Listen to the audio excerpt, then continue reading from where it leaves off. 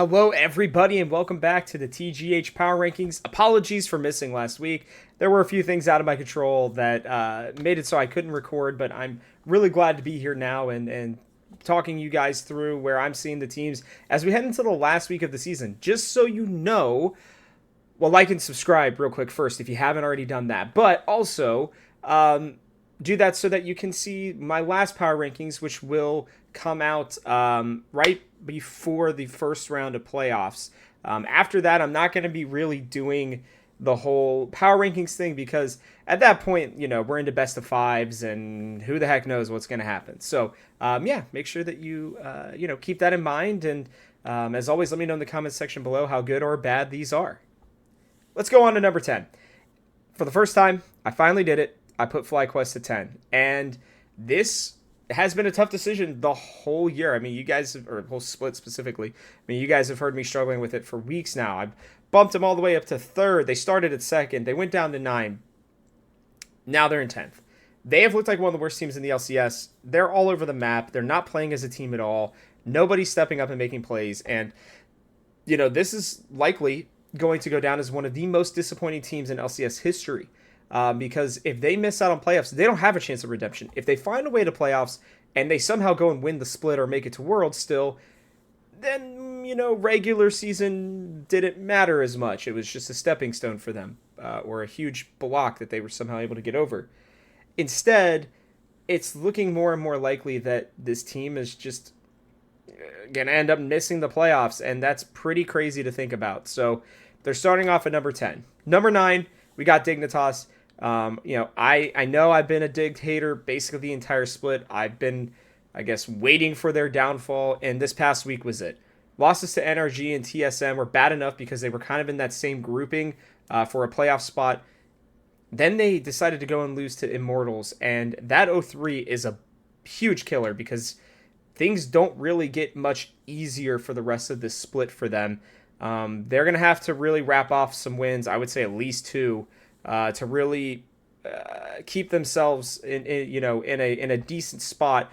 They're probably in playoffs, but it doesn't look like they're going to make it to the double elimination bracket. All right, we head to Immortals at 8. 2 in 1 week for them after losing, I think it was 11 straight games or something like that, or 10 straight games. I don't know, somewhere around there.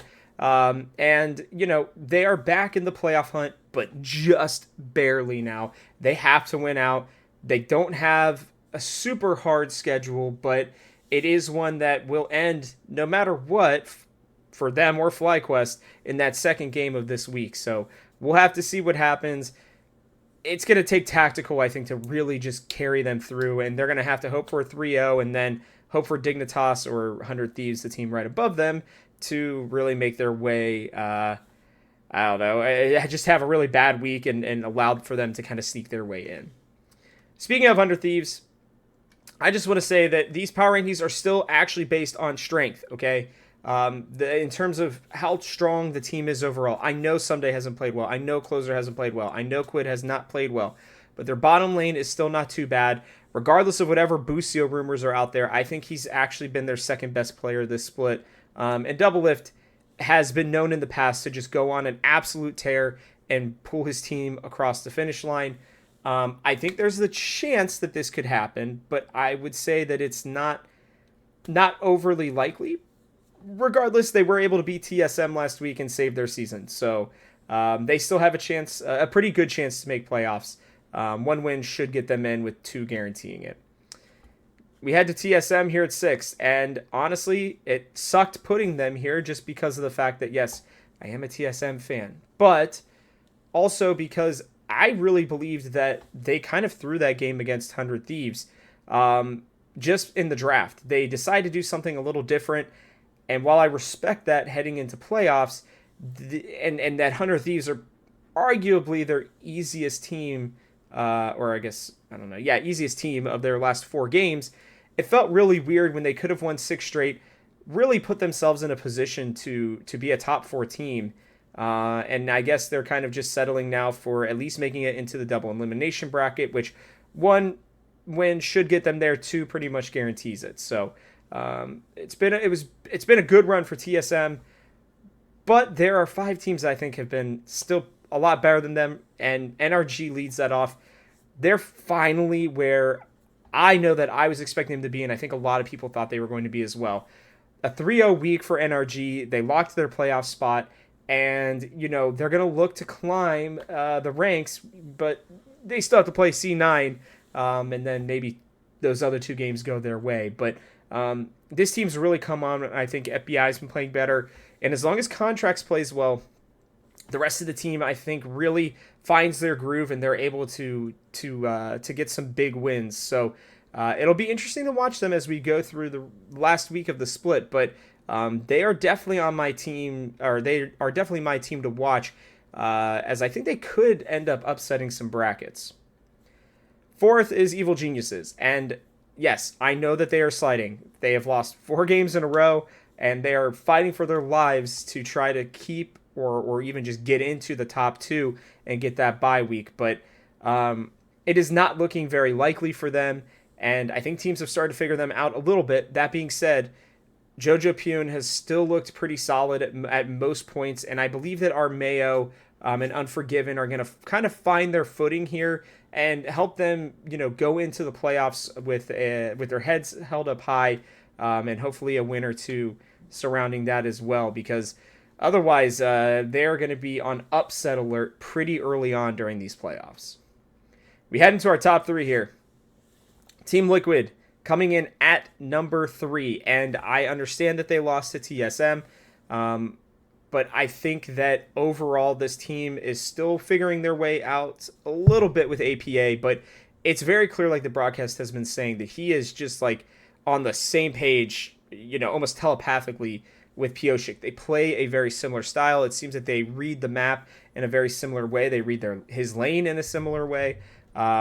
He's just been looking great, and Jan's also been really coming on strong while everybody else has been focusing on those 2. So this team looks strong. They have their issues, there's no doubt about it, but when they put it all together, they look damn near unstoppable. So I'm really interested to see how this last week goes and where they end up finishing, because they still have a chance to make it into the top 2, which obviously would be a good thing because you're that much closer to Worlds, which I know has been their goal since the beginning of the year.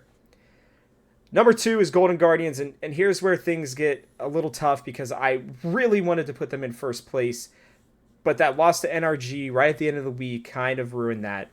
That being said, River and Gory have found their footing. They were struggling a little bit at the beginning of the split. Now it seems like they're going pretty strong. But what's really pushed this team over the edge, in my mind, has been just how good Stixay has been and how great Licorice has been.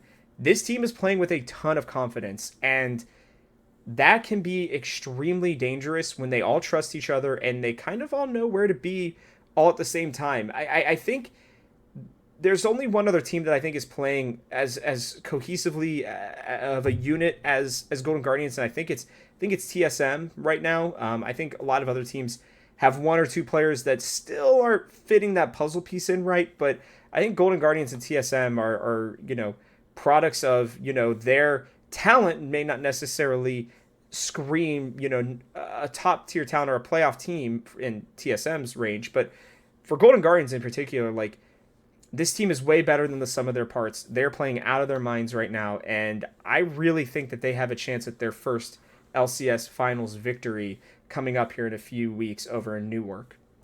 Last one is Cloud9. Listen, they always go through a little bit of an up and down stretch, and I really do believe that they are still the strongest team in the LCS, regardless of the losses that they've had recently. Things could change depending on how bad or good, I guess, the week 6 goes, but they are a very good team. They're just solid from top to bottom. They don't even have to worry about Fudge, and he still comes in and makes plays at the end of games once things start to, unravel maybe a little bit. He kind of picks them back up and throws them on his back and says, don't worry about it, I'll take care of the rest of this. So this team is just really, really strong. They're going to stay at number 1 for now, but we'll see how the next week goes. So like I said, let me know if these are good, bad power rankings. Let me know where you guys have put some of these teams.